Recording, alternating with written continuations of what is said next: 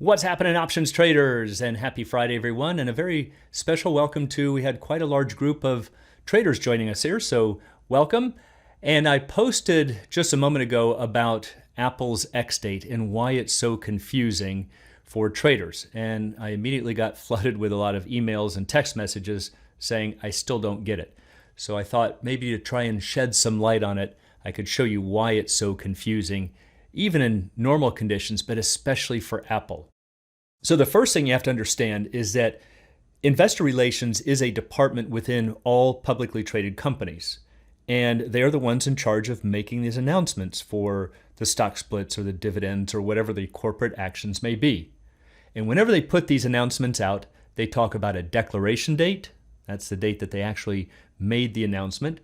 They will show a record date, and then they will also talk about a payable date. That's the date on which the dividend is paid or that the shares actually start trading on a split adjusted basis. That's the payable date. Now, in the brokerage business, however, there's what's called an ex-date.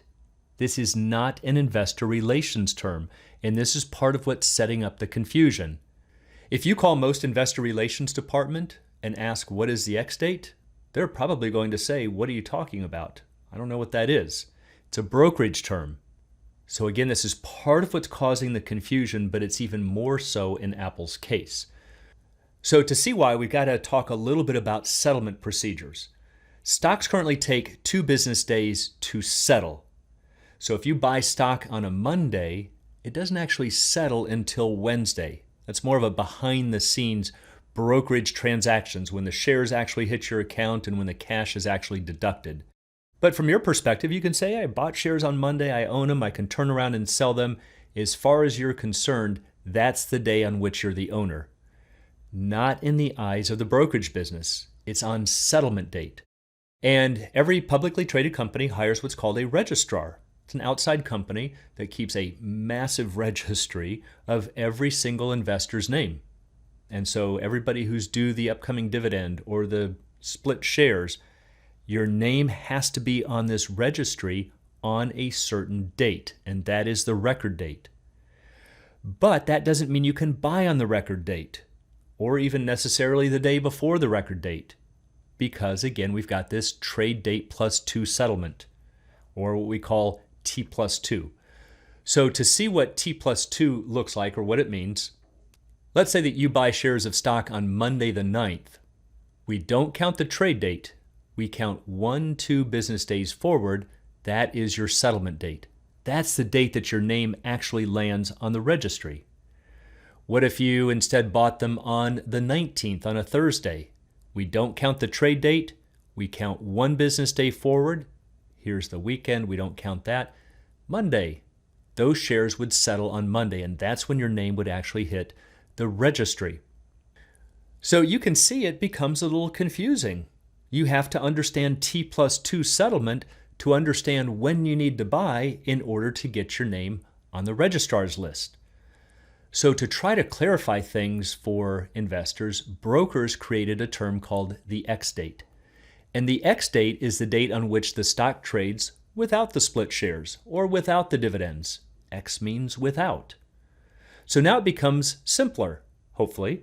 If you buy shares on or after the ex-date, you don't get the split shares or you don't get the dividends. You're buying it without. If you buy the shares before the ex-date, then you do. So to show an example, let's say that ABC has an upcoming split and the record date is November 11th. Again, that means this is for owners of record on November 11th. Those are the people that will get the split shares. So when do you need to buy? Well, if you don't understand these nuances, you might read the article and say, oh, I just need to get my name on the registry on the 11th. That's the record date. Wrong. If you buy on the 11th, 1-2, you're going to settle out here. You missed it. What if you buy it the day before the record date, right here on the 10th? 1-2, it will settle on the 12th. You missed it. If you want your name on the record date, when do you need to buy? You would need to buy on the 9th. And then 1-2, boom, your name lands on the record date, and then you will get those split shares or that dividend. And of course, you could buy it at any time before that. So to make it simpler, the brokers said, let's create a date. This line in the sand right here, we're going to call the 10th the X date. Because if you buy on the 10th, 1, 2, you're going to settle out here and miss it. If you buy before the 10th, 1, 2, you'll get it. So now it just becomes simpler. You're only having to talk about one date that you really need to pay attention to. See, from the investor relations standpoint, they say, well, we're only giving you one date, the record date. That's true, but that doesn't mean you can buy it on the record date. That's where the confusion comes in. Now, as you'll find out, it's even more confusing in Apple's case. So to see why, let's take a look at their investor relations website. I pulled this from that website. It says the board of directors has approved a 4-for-1 stock split for each Apple shareholder of record at the close of business on August 24th. This is the record date. This is the most important date if you want to get those split shares. And therefore you will receive 3 additional shares for every share held. But it says they will begin trading on a split adjusted basis on August 31st. So the confusion with Apple is that the date on which they actually start trading on a split adjusted basis is not the same X date that you have to watch in order to be buyer of record. Normally those are going to be the same. If you buy before the X date, you're going to land on the owner of record, and on the X date, they will also begin trading at the split adjusted levels. Now they've got 2 different dates.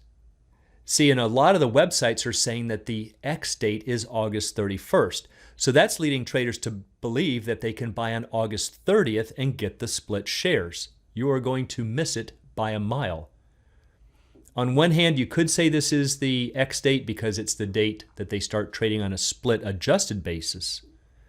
But in Apple's case, they've actually backed up the record date long before they're going to start trading on that split adjusted basis. So if we go to Apple's investor relations right here, and right here at the top, here's the 4-for-1 split, and they're telling you the record date is August 24th. But then they're saying the payable date, not the X date. They're calling it the payable date, which is really the more proper term, because this is the date on which the action actually occurs, is August 31st. Notice the little asterisk right there.